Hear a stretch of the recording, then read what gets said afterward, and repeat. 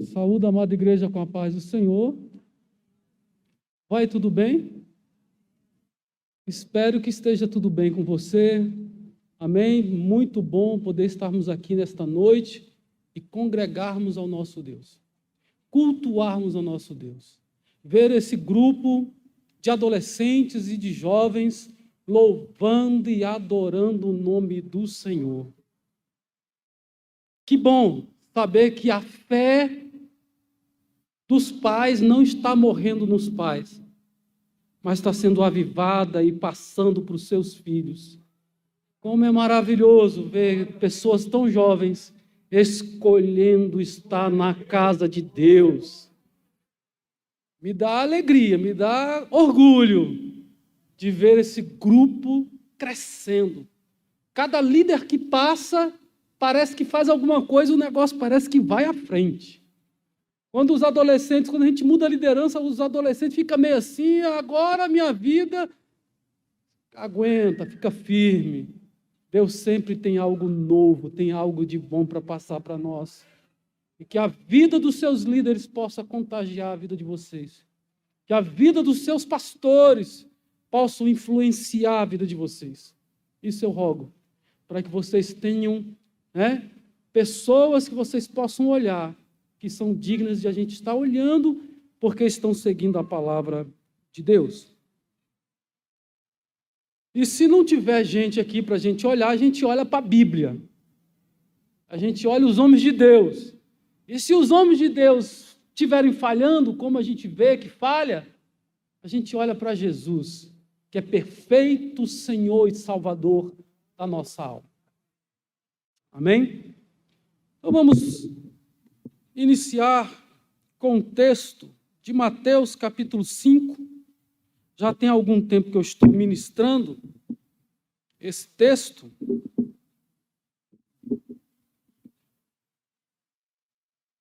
E eu gostaria de ministrar hoje novamente. Tem sido muito bom para mim estudar esse assunto sobre o Sermão do Monte. Na versão que eu tenho aqui, diz assim, versículo 3. Tem que aguardar que a tecnologia aqui às vezes quer fugir. Deixa eu desligar a internet. Felizes são os humildes, porque o reino dos céus é dado a eles. Não deixa eu ler. Obrigado. Felizes são os que choram, porque serão consolados. Felizes são os mansos, porque receberão a terra por herança. Felizes os que têm fome e sede de justiça, porque serão satisfeitos. E o tema dessa noite, felizes os que são misericordiosos, porque Deus mostrará a eles a sua misericórdia. Pai querido, Pai eterno, mais uma vez estamos em Tua presença santa. Que não seja o homem, o intelecto, mas que seja a presença, a graça do Teu Espírito Santo nesta hora. Que cada irmão, cada pessoa que está aqui reunida, possa sair daqui melhor crente, melhor filho, melhor homem, melhor mulher, possam ser aperfeiçoados pelo Teu poder, pela Tua palavra, pela graça do Senhor que vem sobre nós nesta noite. Em nome de Jesus, ó Pai, eu te peço, usa-me como instrumento Teu, fala a Tua igreja, transforma a minha vida também, enquanto prego esta palavra, em nome de Jesus. Amém. Podeis assentar. Louvado seja o nome do Senhor. Já ministramos sobre felizes são aqueles que são humildes de coração, que são pobres de espírito, porque deles é o reino dos céus. A humildade nos faz aceitar aquilo que Deus já fez por nós. Amém? Felizes são os que choram, porque eles serão consolados.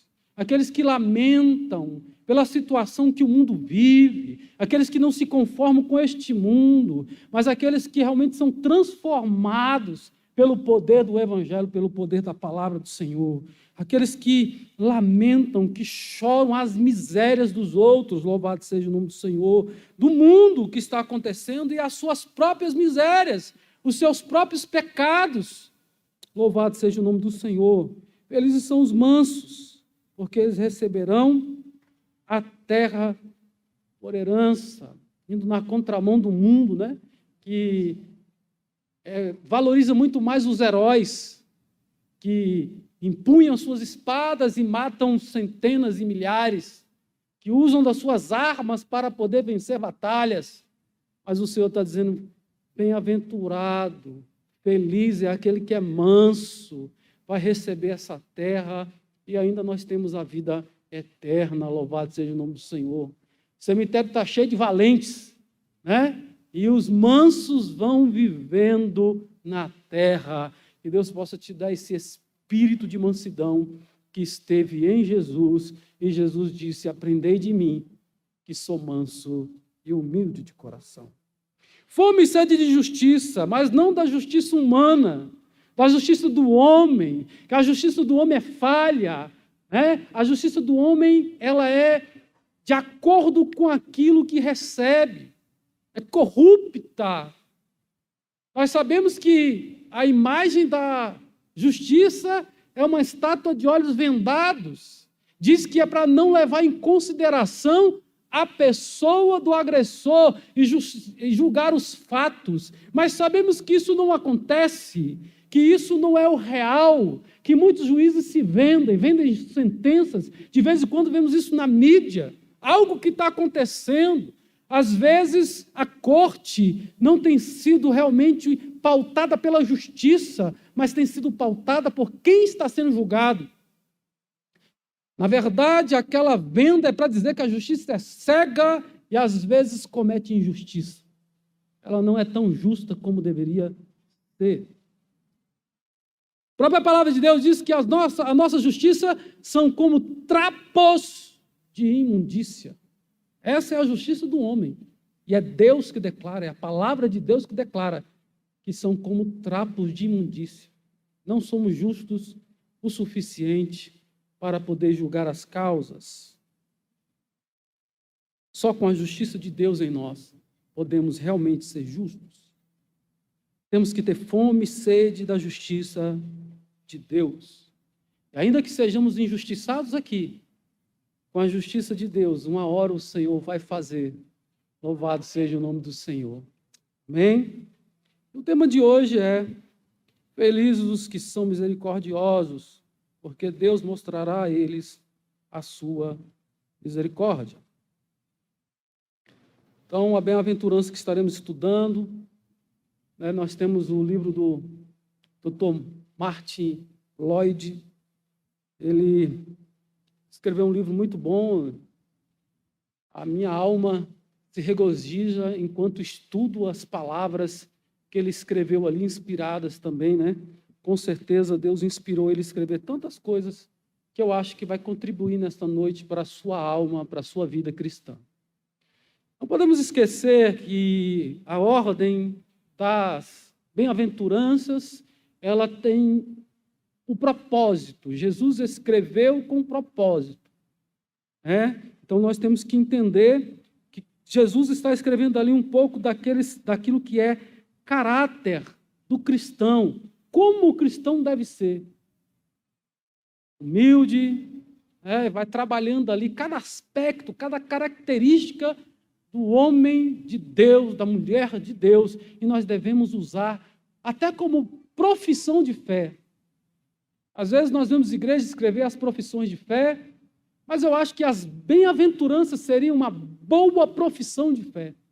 Que você possa professar as boas-aventuranças, você possa orar, utilizando as palavras que ali estão, aquelas características, clamando a Deus que faça isso acontecer na sua vida, no seu coração, nas suas ações, nas suas atitudes. Que Deus possa nos encher e a nossa vida possa realmente ser caracterizada por esses atributos, por essas virtudes que estão escritas nas bem-aventuranças. Então, nós temos que entender que as primeiras bem-aventuranças que nós já falamos, as anteriores, falam das nossas necessidades. E agora essa bem-aventurança vai trabalhar um pouco mais aquilo que nós somos do que aquilo que nós fazemos. É muito mais aquilo que eu reajo, qual é a minha reação diante da afronta, diante da humilhação, como eu me comporto quando sou ofendido, quando há injustiça sobre a minha vida, porque amar aqueles que nos amam é coisa fácil. O mundo faz isso. Agora, amar quem nos odeia, só o Evangelho, só o poder de Deus, só a graça regeneradora de Jesus Cristo, Senhor e Salvador, para transformar o homem ao ponto do homem desejar o bem para aqueles que estão fazendo mal. Esta é o cerne deste versículo. Ser misericordioso para alcançar misericórdia. Ser misericordioso, agir como alguém que tem misericórdia, para no futuro receber os atos da misericórdia do nosso Deus, louvado seja o nome do Senhor. É claro que somos alvos da misericórdia dele agora, hoje, mas também naquele grande dia teremos essa misericórdia que será o resultado da nossa vida cristã. Você não vai chegar lá por seus méritos, pelo seu esforço. Você não vai conseguir ter perdão dos seus pecados porque você é bonzinho, porque você é bonitinho, tudo com teinho. Não, não, não. Você vai alcançar tudo isso, essa misericórdia. Você é alvo da misericórdia de Deus. Porque Ele é infinitamente bom. Porque Ele é Deus que se compadece dos seus filhos.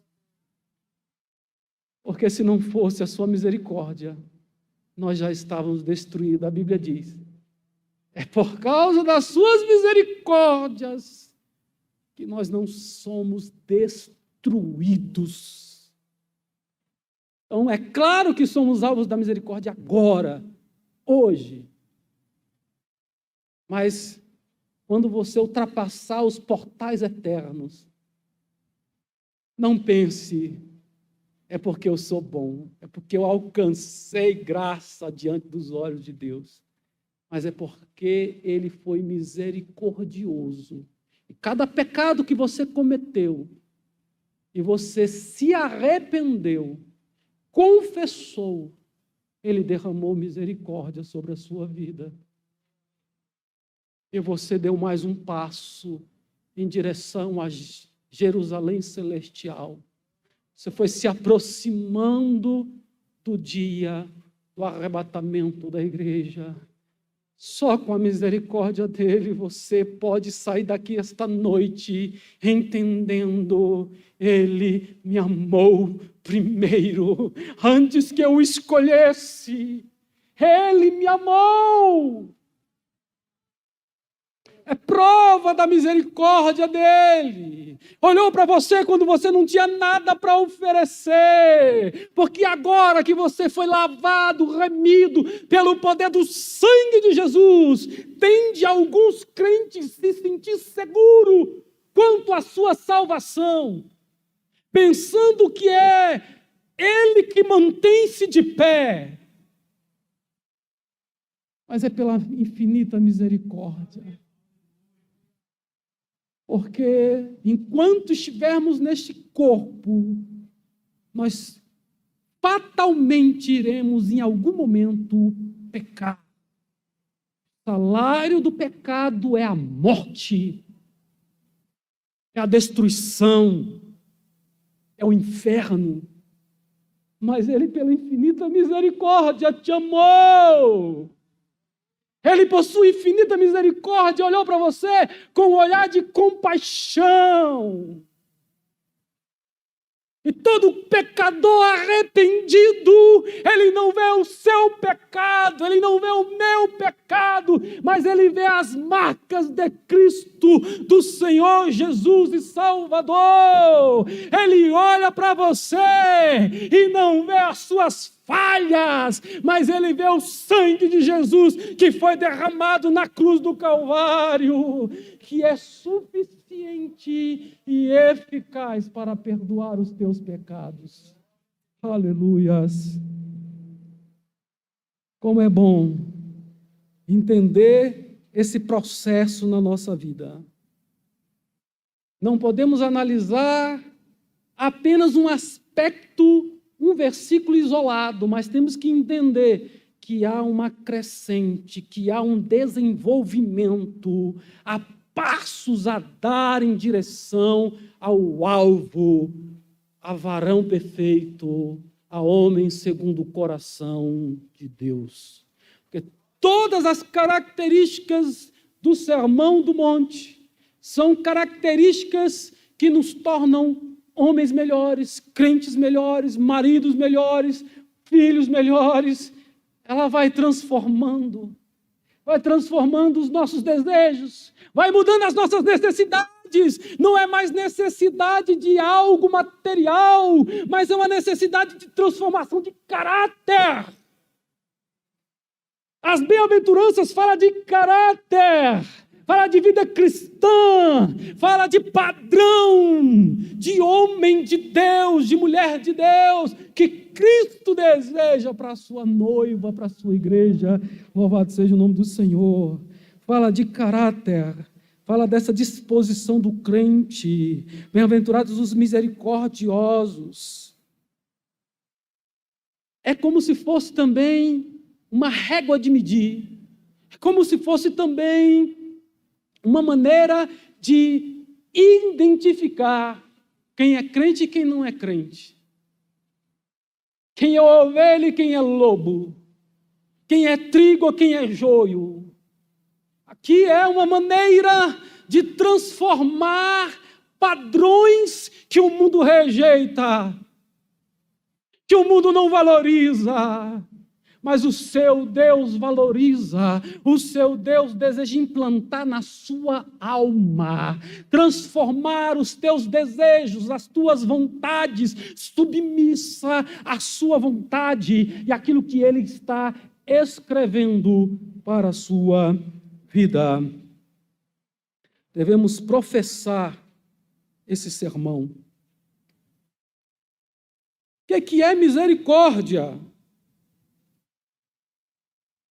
Há alguns textos que Jesus trabalha sobre a misericórdia. Ele cobra dos escribas. Lá em Mateus 9:13, ele fala sobre isso. Procurar e aprender o que é. Vai aprender. Ele está falando para os escribas, para os fariseus. E de procurar e saber. Aprendam o que significa misericórdia quero e não sacrifício. A palavra misericórdia no latim vem de duas palavras.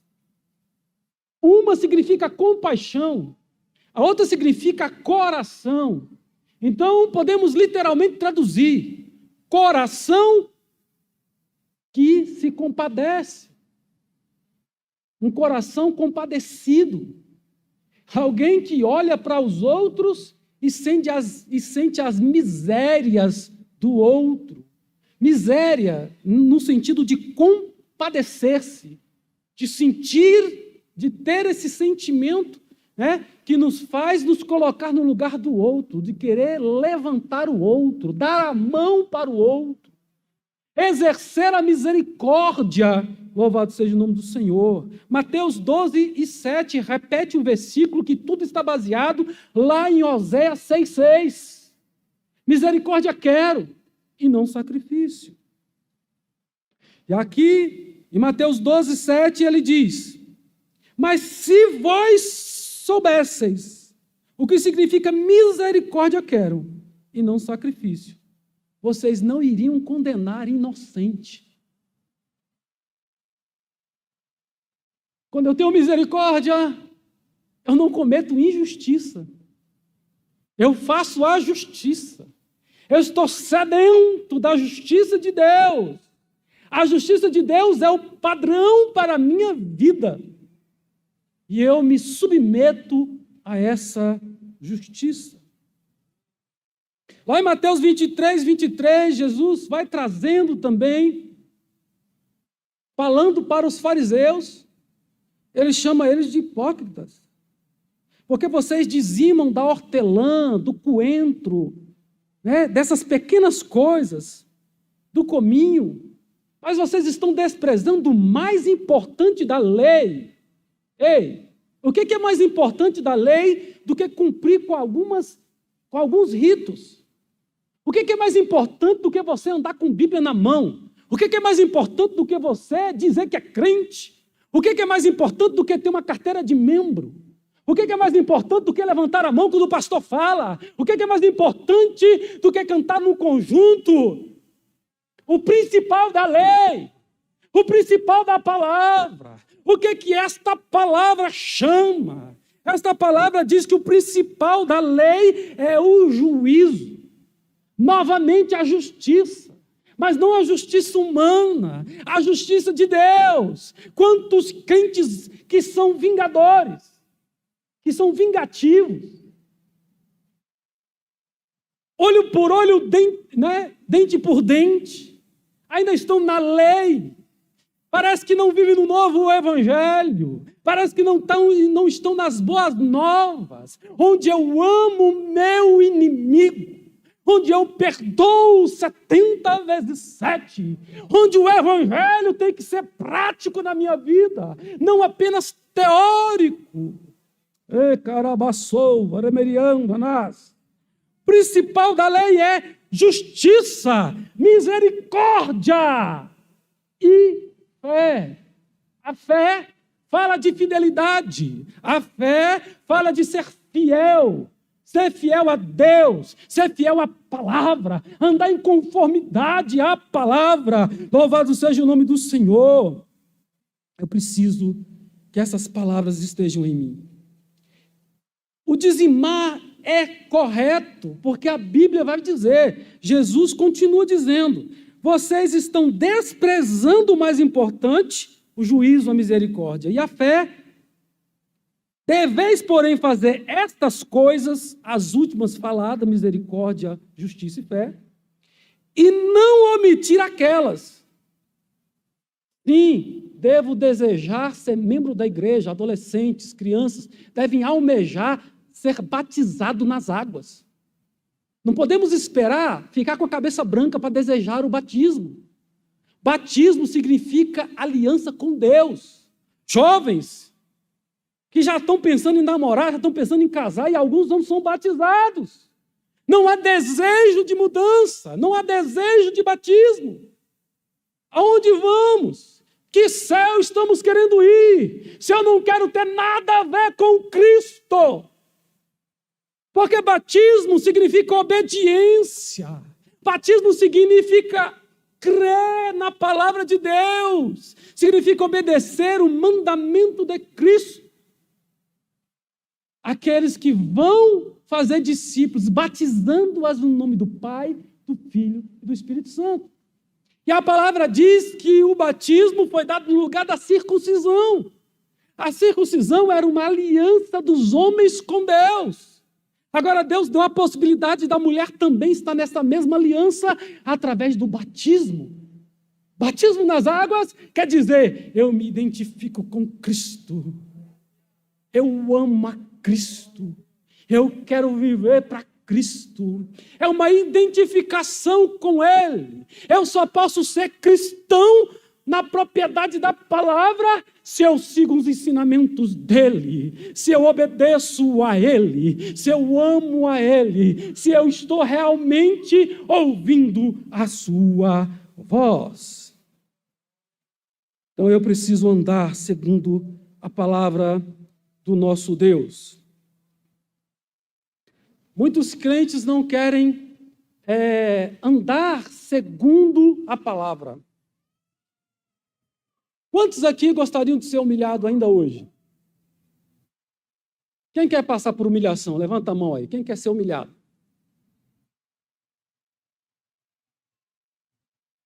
Ninguém? Eu fiz uma oração há muito tempo atrás, quando eu ainda era adolescente. E eu falei para Deus, Deus, me ajuda a ser humilde. E de vez em quando uma patrola passava por cima de mim, de vez em quando vinha um trem passava por cima de mim, de vez em quando eu era humilhado. E só depois de um pouco mais maduro eu entendo que Deus estava me tornando um pouco mais humilde do que eu era. O trabalho é duro, é doloroso, porque nós temos o nariz empinado, porque nós temos tendência a querer sempre ter regozijo, conforto. Nós não queremos ser, a gente quer ser reconhecido. Eu quero que o pastor me veja, eu quero que o líder me veja, mas não é assim na palavra de Deus. Muitas vezes a palavra está dizendo, os humilhados serão exaltados. Vai chegar a hora que Deus vai exaltar, vai chegar a hora que Deus vai te tirar da posição que você se encontra por causa da vontade do homem. E Deus vai te colocar na vontade dEle, aonde Ele quer. Aí não há nada que venha nos tirar desta posição, enquanto formos obedientes à sua vontade e à sua palavra. Ser crente autêntico passa pela humilhação, passa por várias coisas que às vezes a gente não quer passar. Então, nós estamos aqui para sermos crentes nesta prática. Ser misericordioso não depende de palavras, é mais do que palavras. Eu não sou misericordioso porque eu tenho dó, porque eu olho para o outro e falo assim, nossa, coitadinho. Existem 2 textos que a gente vai trabalhar para complementar e demonstrar no exemplo o que é misericórdia. A palavra do Senhor fala de uma parábola do servo incompassivo. Aquele servo que está devendo uma quantia muito grande. Ele não tem como pagar. O seu senhor o chama para cobrar a dívida. E ele diz, tem misericórdia de mim, eu não posso pagar. E aí o seu senhor ouve o seu pedido, o seu clamor. Perdoa, não dá mais tempo apenas. Ele perdoa toda a dívida. Ele diz, você não me deve mais nada, pode ir embora. Ele sai dali, perdoado, aliviado, quase preso, mas justificado, e ele vai embora tranquilo. No meio do caminho ele encontra outro, que deve a ele. Ele pega essa pessoa pelo colarinho, ele sacode, ele diz, você vai me pagar agora, mas eu não tenho como te pagar, tem misericórdia de mim, eu vou te pagar, mas agora eu não posso, eu não tenho como te pagar. Mas a quantia que aquele homem devia para ele era irrisória diante daquilo que ele acabara de receber o perdão. E diz a palavra que outros servos viram aquela situação e levam o caso para o seu senhor. O seu senhor chama aquele homem de volta e fala, agora você vai ser preso, lançado na prisão, você não merece perdão, você agora vai ficar lá. Essa palavra parece nos lembrar também que assim como nós perdoamos a quem nos tem ofendidos, nós também seremos perdoados. Se eu perdoo, eu recebo perdão. Aqui é a mesma coisa. Deus perdoou. E, no caso, está simbolizando Deus. Né? O Senhor daquele servo perdoou e ele não consegue perdoar o outro. Quantos crentes vivendo um evangelho falso, um evangelho de aparência, sabe falar em línguas estranhas, sabe andar com Bíblia Sagrada, sabe encontrar os textos bíblicos, parece crente, tem jeito de crente, tem cheiro de crente, mas a sua essência não reflete essas características do Evangelho de Cristo que o Senhor Jesus está colocando para a gente observar. Quantos crentes não perdoam um ao outro? Crente que é capaz de mudar de banco quando o outro está chegando a sentar nele, ele muda de fileira. Para onde você está indo, meu amigo, minha amiga, meu irmão, minha irmã? Que céu é esse? Onde eu não manifesto aquilo ao qual eu quero para a minha vida. Eu quero ser perdoado. Mas eu não perdoo. Vai ver. Agora também vai ser assim. Agora também eu vou fazer assado. Agora também eu vou matar na unha. Ah, se Deus agisse como nós. Graças a Deus não tem um homem ali no portal dos céus. Porque quando eu chegasse lá, ele iria mandar eu voltar. Volta e se conserta. Volta e faz isso. Volta e faz aquilo. Mas Deus que tudo vê, que tudo contempla, que entende, que olha as intenções, que se Deus olhasse só as nossas obras, nós estaríamos realmente condenados. Mas quando Ele olha o que Cristo fez por nós, o momento que você se compadece do seu irmão, porque Deus se compadeceu de você, aí nós alcançamos a salvação. Louvado seja o nome do Senhor. O maior desafio do crente, eu fiz umas observações, né? O maior desafio do cristão é ser coerente. Nossas ações não podem negar a eficácia da fé e nem contradizer as nossas palavras. Eu tenho que falar e fazer, ou lutar para fazer. Deus contempla o nosso íntimo, o nosso coração. Deus olha para você e percebe que você é fraco, que você é pó, que você é cinza. Se Ele retirar a misericórdia, você se mostra quem você é. Mas Ele te olha com um olhar de misericórdia. Tem gente que acha que o olhar de Jesus para Pedro quando o galo canta é um olhar de condenação. Jesus está apanhando, Jesus está sendo maltratado ali na casa de Caifás, e de repente o galo canta, Pedro olha para Jesus e Pedro lembra da palavra de Jesus. Hoje mesmo ainda, antes que o galo cante, você vai me negar 3 vezes. E ele sai ali choroso, ele sai ali triste, porque falhou. Todas as vezes que você falhar, você deve sim ter esse sentimento de tristeza, esse sentimento de reprovação. Sim, você tem que ter. Mas Jesus mostra para Pedro, quando ele aparece para alguns discípulos, ele fala assim, vai lá e avisa para os discípulos e a Pedro. Eu não esqueci de Pedro. Pedro me negou, mas eu continuo amando Pedro. E de repente Jesus aparece para Pedro e fala, Pedro, você me ama? E Pedro, e ele faz ali uma pedagogia com Pedro. Pedro, você negou 3 vezes, então você vai ter que dizer que me ama 3 vezes. Eu amo a ti, Senhor. Pedro, você me ama? Oh, Senhor, tu sabes que eu te amo. E diz no original que todas as 2 vezes que Pedro diz que ama, Jesus está dizendo, você me ama ágape, amor perfeito, e ele fala do filéu, ele fala do amor humano.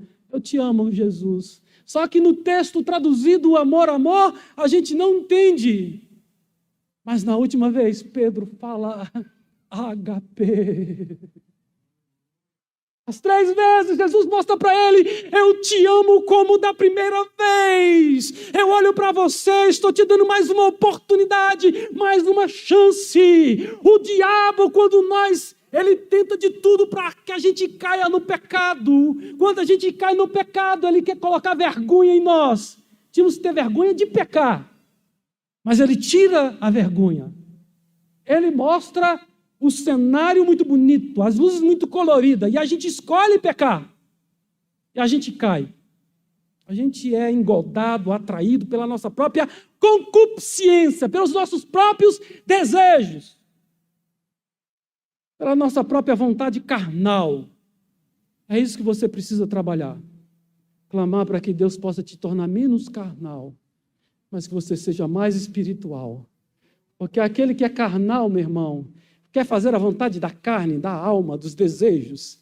Mas aquele que é espiritual, ele quer fazer a vontade de Deus.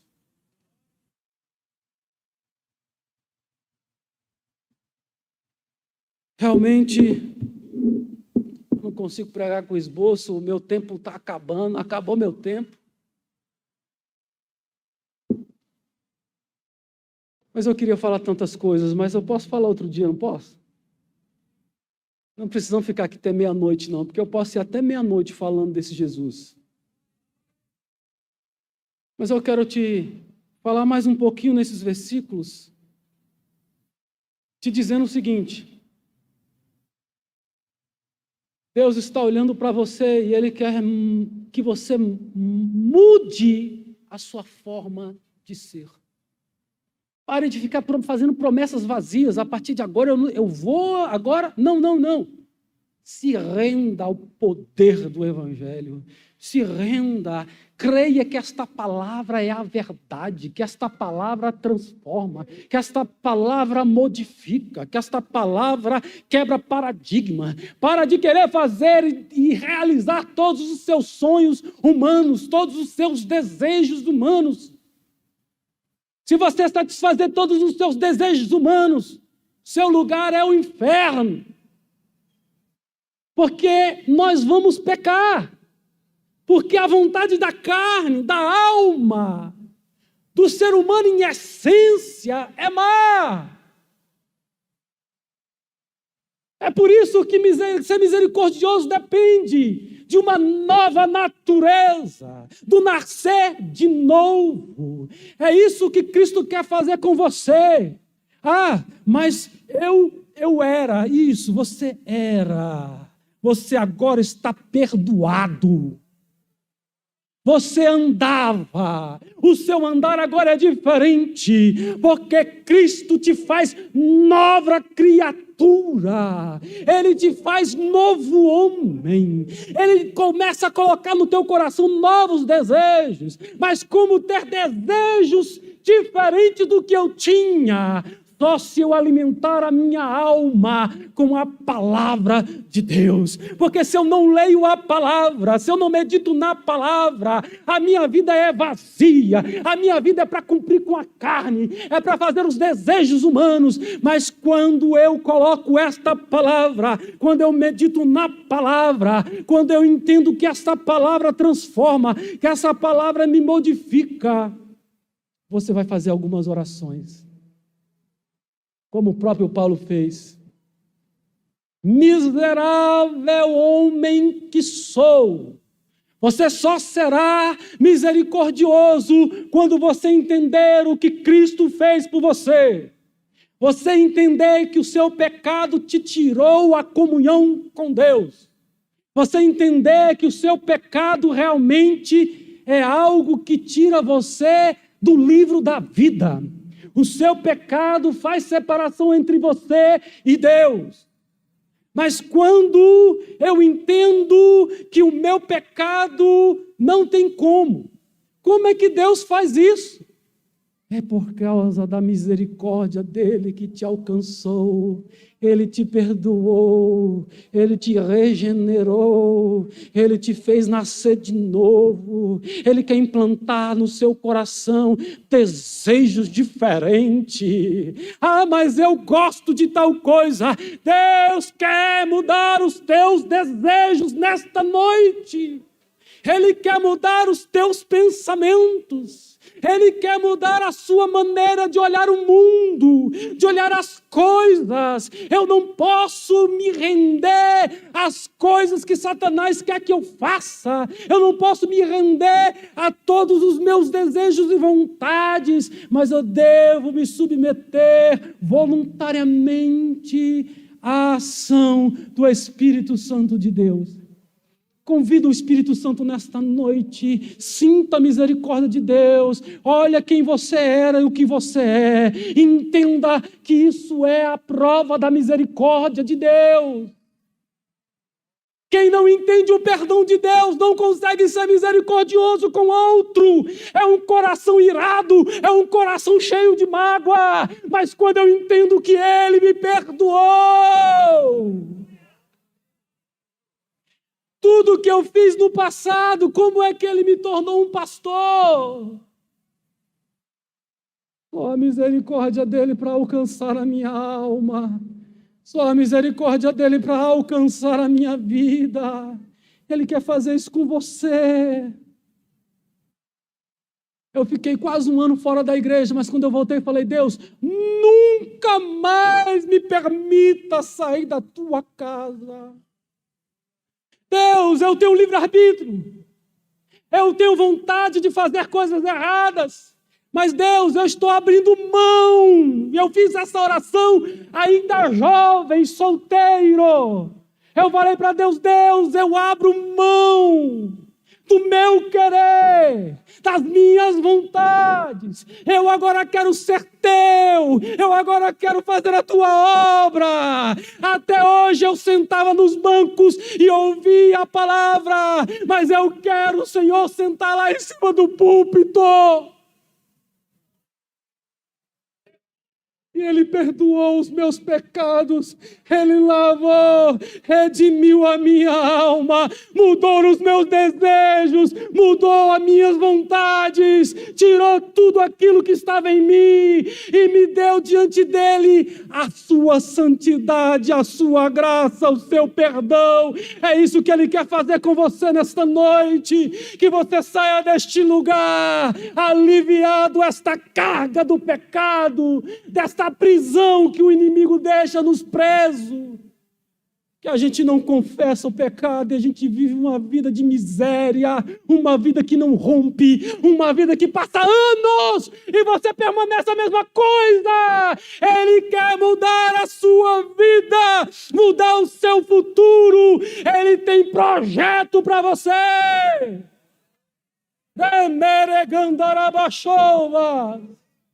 Ele tem algo tão forte com você, que é muito diferente do que você faz os seus projetos. Ele quer que você seja dele, e Ele tem ciúmes. Ele é o Espírito Santo de Deus, Ele tem ciúme de nós. Não podemos cochear em dois pensamentos.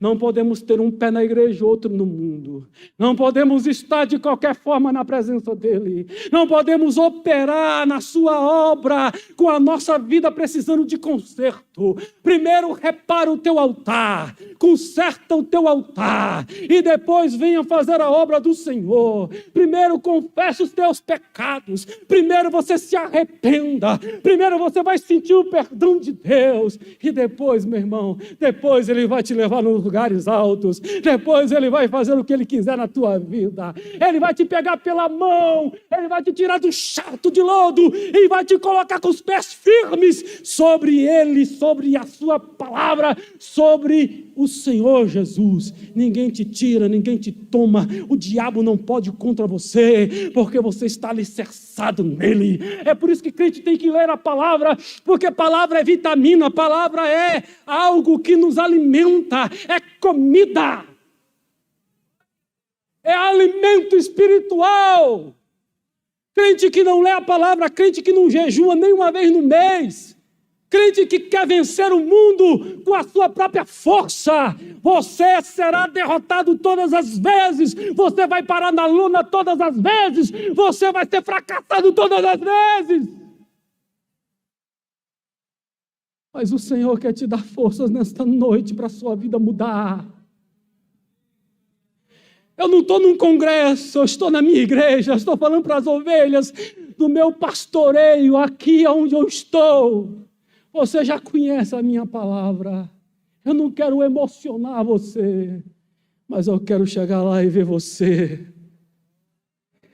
Eu sei que eu não conheço todos os 400 membros dessa igreja, às vezes eu não sei o nome de todos. Mas lá em cima eu vou olhar para você e vou falar assim, esse aqui foi ovelha, esse aqui estava na igreja, esse aqui era servo do Senhor, ele venceu, ele chegou, a palavra de Deus mudou, a palavra de Deus transformou. O evangelho tem que ser impactante, não com moda, não com alegorias, mas a própria palavra tem que te chocar, tem que te mover, tem que te sacudir. Se você entender que você foi perdoado, se você entender que você só vai chegar lá pela misericórdia dele. Eu costumo dizer, não peça a justiça de Deus, mas peça a misericórdia. Porque a justiça de Deus vai fazer de acordo com a lei. Mas a misericórdia de Deus não anula a lei, mas usa o sacrifício de Cristo para olhar para você. E é só por isso que você está onde está. É só pela graça dele que você está de pé. Que esta palavra impregne o teu coração. Que a sua vida cristã não seja apenas palavras. Parece que eu estou repetindo muito isso. Mas que seja vida prática. Vamos nos colocar em pé.